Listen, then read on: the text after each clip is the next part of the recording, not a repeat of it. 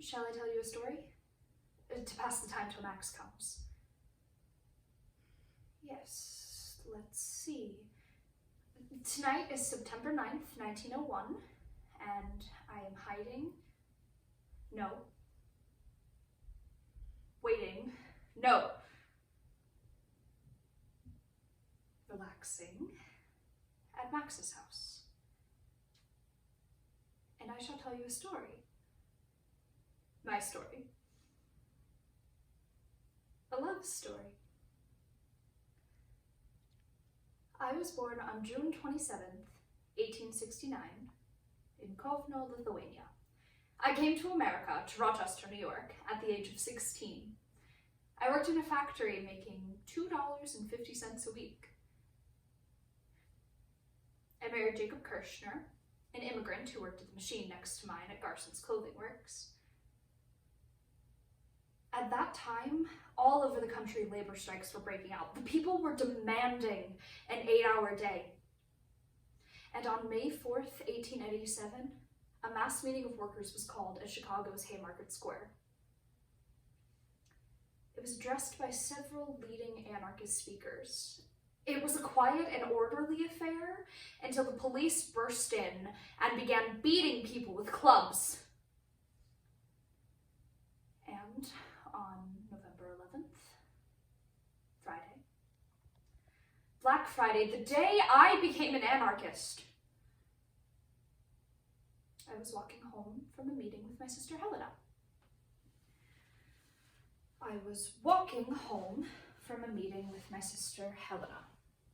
We have just heard the news.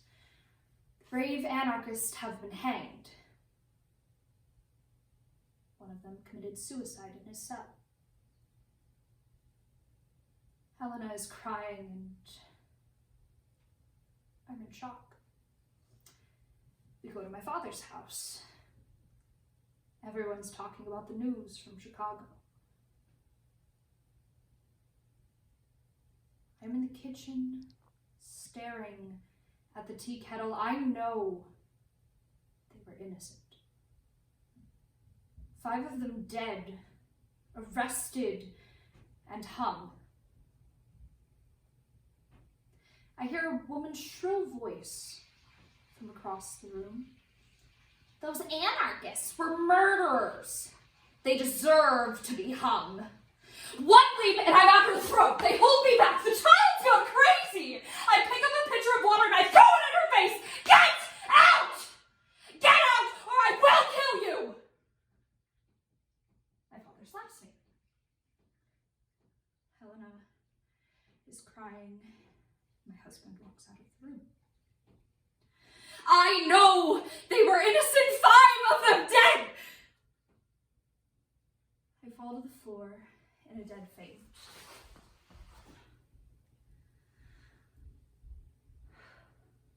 They put me to bed.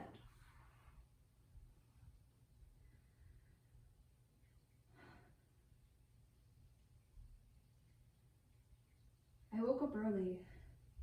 My head was clear for the first time. I had the distinct sensation that something new and wonderful had happened to me.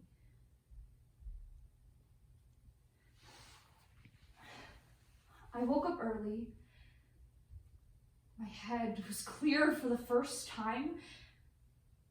I had an ideal reason for living. I woke up early, my head was clear for the first time. I had a distinct sensation that something new and wonderful had happened to me. I had an ideal reason for living. I decided to leave my husband and devote my life to anarchism.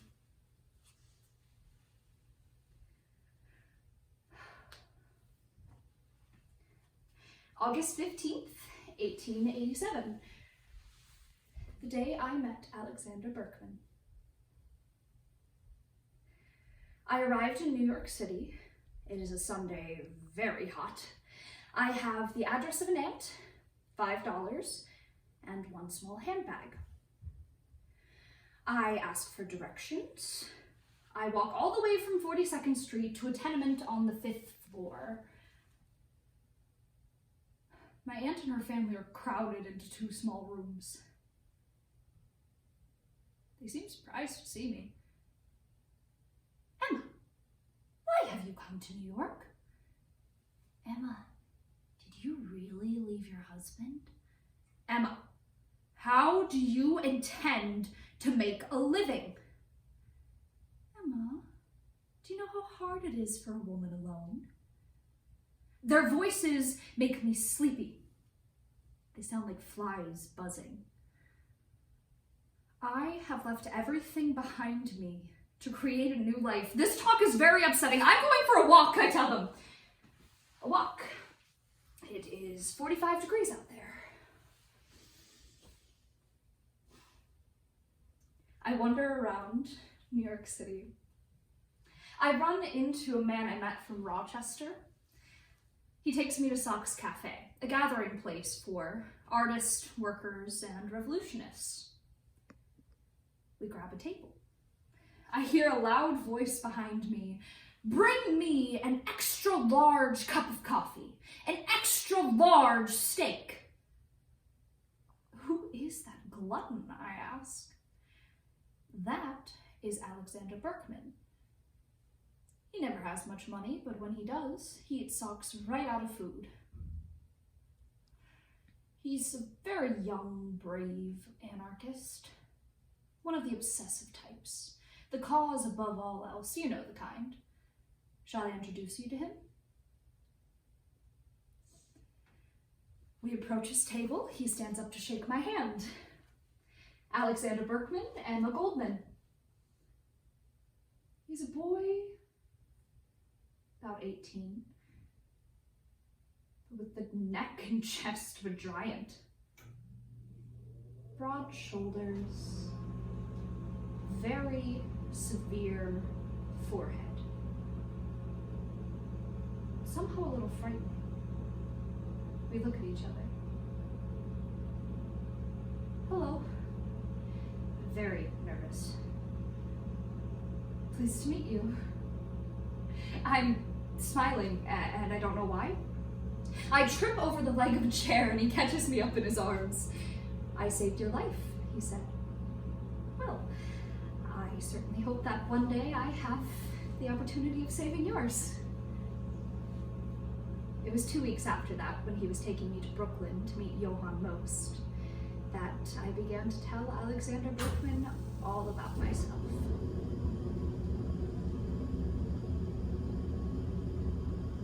He interrupted me. Call me Sasha, he said.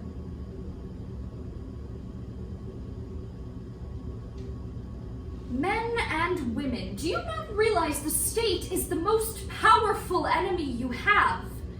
Like naive children, you have placed your trust in political leaders. You have allowed them to creep into your confidence only to have. September 1889, how I discovered public speaking. Johann Most was a prominent anarchist. He published an anarchist newspaper, The Fright. It was Johann Most who first recognized my talent. He was the one who convinced me to begin public speaking. I have never been so terrified of anything in my life. To this day, I cannot face the stand without a stiff shot of whiskey. But back then, I was new at it. I would walk up to the stand, open my mouth to speak,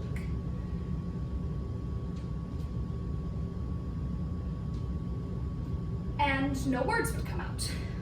Just a sort of gasping for air like a fish. It was very embarrassing.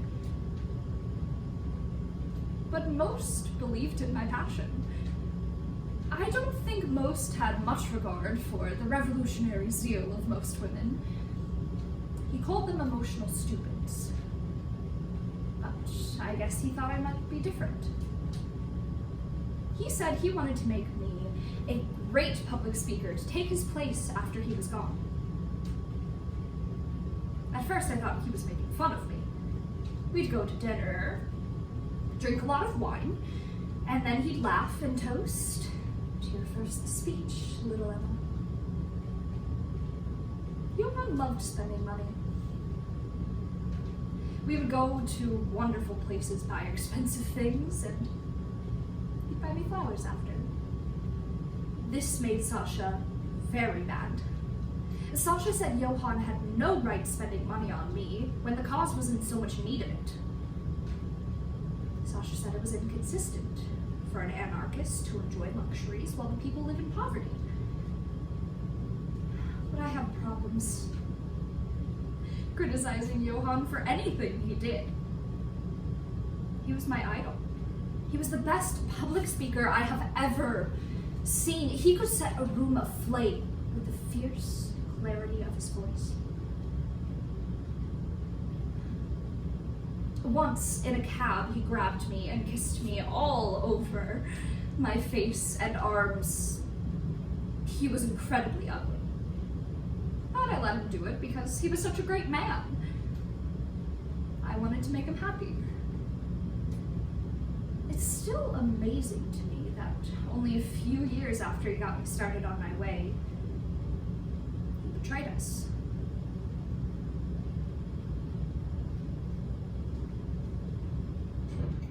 $18.90. Sasha.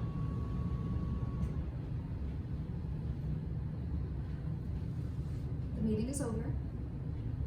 Sasha and I file out with the others. We walk home in silence. Once we reached the house where I was living, my body began to shake like a fever. I looked to Sasha. He came upstairs.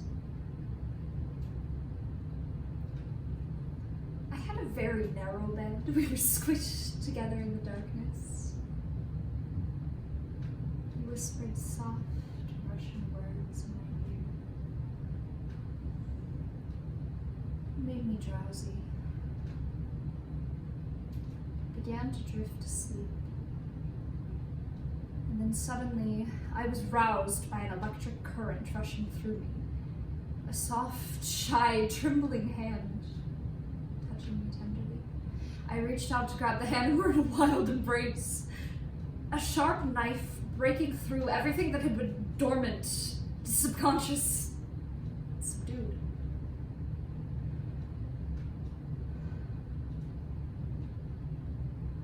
The next morning, I'm reaching out, hungry, eagerly seeking.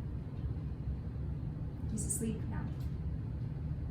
I prop myself up on my elbows, and I look at the face of this man that repels me and attracts me at the same time. He's so hard, so tender. I kiss his thick black hair, fall asleep beside him. That was the first time.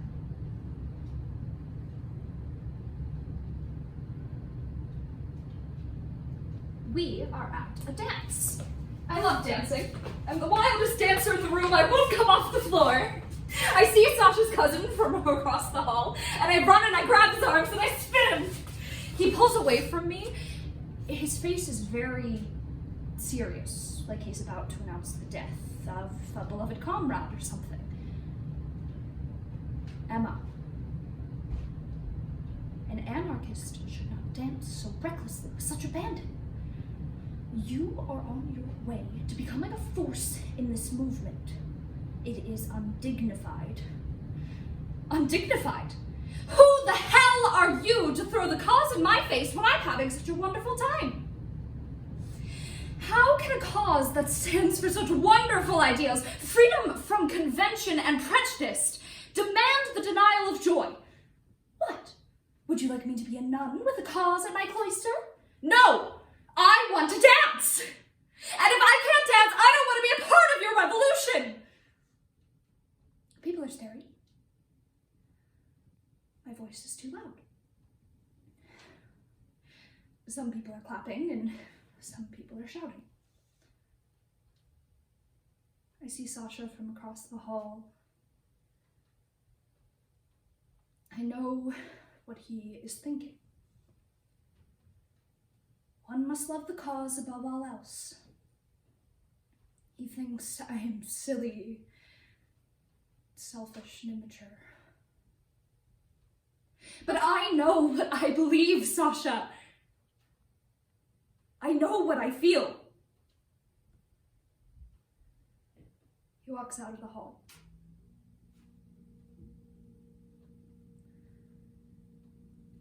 I am alone.